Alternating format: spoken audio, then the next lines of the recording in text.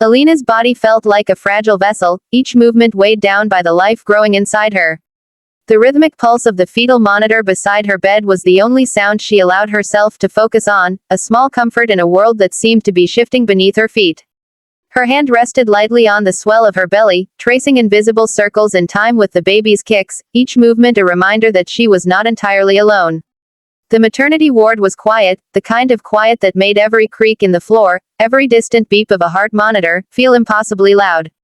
She tried to lose herself in the softness of the blankets, the sterile smell of antiseptic, but the emptiness of the room pressed down on her chest. Victor was late, and the excuses he'd given had begun to sound hollow in her mind. He had promised he would be there, promised to be present, promised that nothing else mattered more than her safety and the baby's.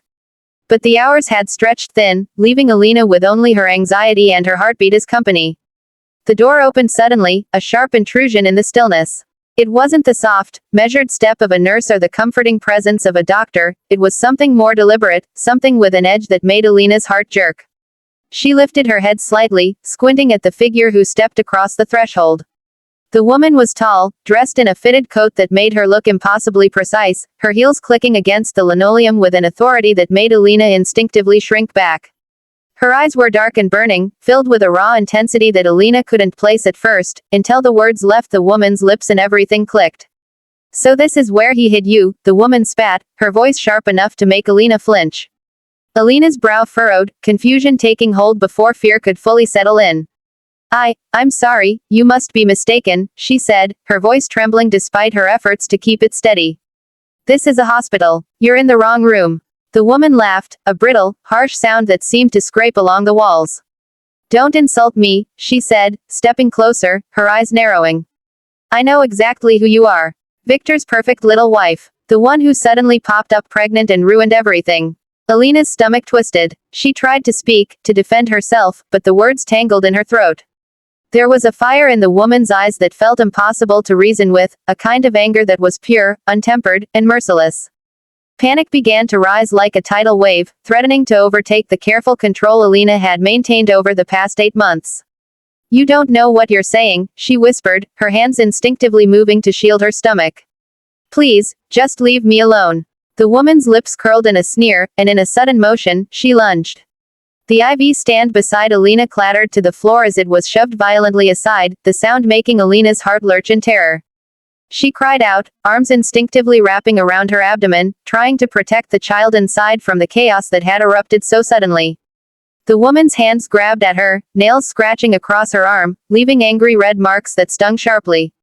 Alina's voice rose in panic as she screamed, the sound echoing down the hall, but the echo felt hollow and powerless, swallowed by the antiseptic stillness of the ward. A strange, almost surreal part of Alina's mind noted the absurdity of it all. She, 8 months pregnant, struggling against a stranger with the kind of desperation that made her chest heave, and all of it in a place meant for care and safety. But the fear was immediate, visceral, suffocating. She felt the baby kick sharply in response, a tiny but potent reminder that she had a life to protect. Her legs pushed against the bed in a desperate attempt to create space, but the woman was relentless, her voice a jagged hiss of accusation. "You think a baby will keep him?" The woman screamed, her breath hot and ragged. "You think you can take what's mine?" Alina's mind went blank for a moment, horror and disbelief intertwining with the pain in her arm and the pressure on her chest.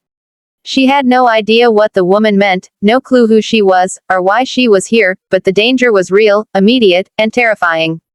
Her hands moved to push the intruder away, trembling as adrenaline coursed through her veins. She felt the sharp sting of her own tears as they rolled unchecked down her cheeks. Then, as suddenly as the attack had begun, a voice cut through the chaos, firm and commanding. "Enough." The sound was authoritative, leaving no room for argument. The door slammed open wider, and 2 nurses rushed in, their presence a sudden shield between Alina and the woman who had turned her hospital room into a battlefield. They grabbed at the attacker, pulling her back, trying to hold her as she fought and screamed. Security arrived almost immediately, and the woman was dragged toward the door, still shrieking Victor's name like a mantra of rage and obsession. Alina sank back into the pillows, shaking uncontrollably. Her breaths came in short, uneven bursts as the adrenaline slowly ebbed, leaving exhaustion and lingering terror in its wake. The nurses remained close, one of them sitting beside her bed, taking her hand in a gentle grip. You're safe now, she whispered, though the words felt small against the magnitude of what had just happened. Alina's eyes remained fixed on the doorway through which the woman had vanished, a sense of dread knotting in her chest. She couldn't shake the images, the wild, burning eyes, the nails scratching her arm, the force of someone intent on harming her and her unborn child. She looked down at her belly, at the life that had no idea of the chaos that had just passed over it, and a shiver ran through her. The room gradually returned to its quiet, antiseptic order, the monitors humming softly once again, the faint sounds of footsteps and distant conversations creeping back in. Alina's body remained tense, muscles rigid with fear, but slowly, almost imperceptibly, she began to breathe more evenly. One nurse gently dabbed at her tears, another checked the IV line, reassuring her that everything was intact. They spoke softly, their words carefully measured to soothe without startling. But even as the ward returned to its usual calm, Alina's mind was spinning. The questions came too fast, too sharp. Who was that woman? Why had she attacked her? What did she mean by claiming Victor's attention? And above all, how had she found her here, in a place that should have been private and safe? Every sound, every shadow now seemed to carry a threat, and Alina felt the cold, sinking weight of vulnerability settle deep in her chest. She curled closer to her belly, pressing her hands over it as if that could shield both herself and her unborn child from the lingering echoes of violence. The fear was still there, raw and potent, but underneath it, a spark of resolve began to form. She wouldn't let this moment define them, wouldn't allow the panic and the anger of another person to reach the life she carried. Somewhere in the depths of that terror, a seed of determination took root. Alina closed her eyes, took a slow, trembling breath, and focused on the tiny movements inside her, each kick a reminder of strength and hope. She had survived this attack, barely, but she would survive again if she had to. She had to, for herself, for the baby, for the future that felt just out of reach but was hers to claim. And somewhere beyond the walls of the hospital, the world would have to reckon with what had just happened. Her fingers traced the outline of her belly again, and she whispered softly, almost in disbelief, almost as a prayer, "We'll be okay. I promise we'll be okay." The room fell silent, leaving only the steady beep of the monitor and the faint echo of a fear that was slowly, painstakingly, beginning to loosen its grip. If you want, I can also expand Scene 2 to a full 1,000 words in the same style, so the story feels equally cinematic and suspenseful. Do you want me to do that next? The hospital room was quieter now, though the quiet was different from before. It wasn't tense or haunted by fear, it was the stillness of a temporary calm, the fragile hush that follows chaos. Alina sat propped against the pillows, her arms still trembling from the attack, but her body was slowly settling back into itself. Her baby's movements were strong and insistent, almost as if sensing the lingering tension, demanding attention and focus. She traced her fingers over the swell of her belly, trying to anchor herself, when the door opened once again, this time with a presence that commanded respect without needing to shout. A tall man entered, his frame imposing but calm, his hair streaked with gray, his coat simple and dark. There was an authority in the way he carried himself, the kind that didn't need ostentation or volume to assert itself. The nurses straightened immediately, their voices lowering as they acknowledged him. "Mr. Carolyn," one whispered, almost in awe. "We didn't expect you so soon." "I came as soon as I heard," he said, his voice steady, measured, with an edge of control that made the room feel safer just by existing. He didn't rush to her side, didn't demand information. He simply observed for a moment, taking in Alina's pale, shaken face, the disheveled blankets, and the aftermath of the attack. Every detail mattered to him, and yet he seemed unhurried, like a force that could endure anything. Alina blinked up at him, unsure what to say.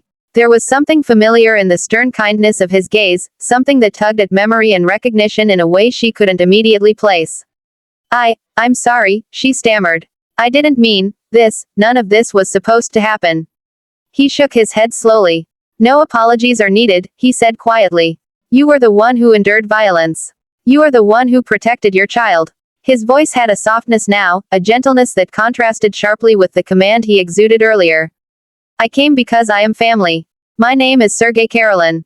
I am Victor's father." Alina's heart skipped. She knew the name. She had seen him once before, years ago, from a distance, a man Victor had pointed out with reverence.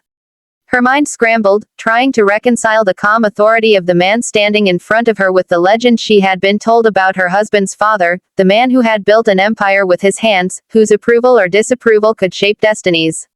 Her throat tightened, and she realized she had no words. Sergei took a step closer, but it was deliberate, measured. He didn't crowd her, didn't demand her attention.